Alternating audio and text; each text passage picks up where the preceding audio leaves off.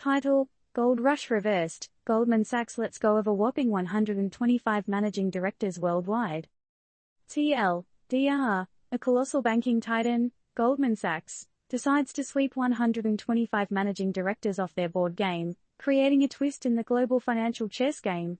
The cuts are taking place across the globe, making it a truly international spring cleaning of executive chairs.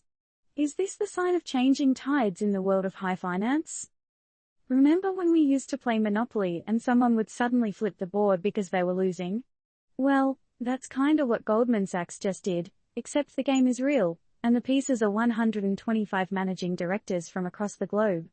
Goldman Sachs, a behemoth in the world of finance and business, has just decided to take a pair of massive scissors to its roster of managing directors.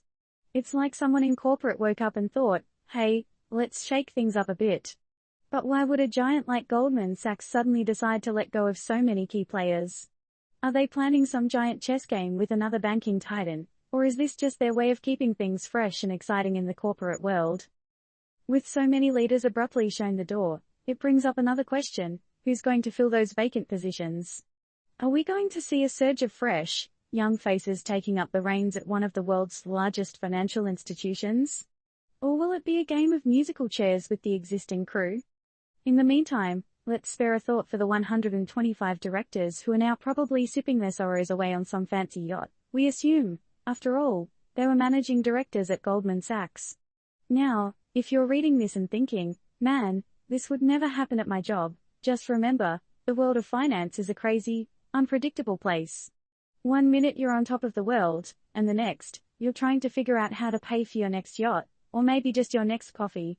So, while we may be a little gleeful at the thought of the financial bigwigs getting a taste of their own medicine, it's also a reminder that nothing in this world is secure, not even a cushy job at Goldman Sachs.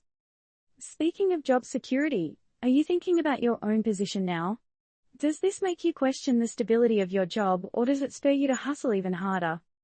And to wrap up, here's a question to ponder: if the so-called invincibles at Goldman Sachs can get the axe, what does this mean for the rest of us in the grand corporate hierarchy?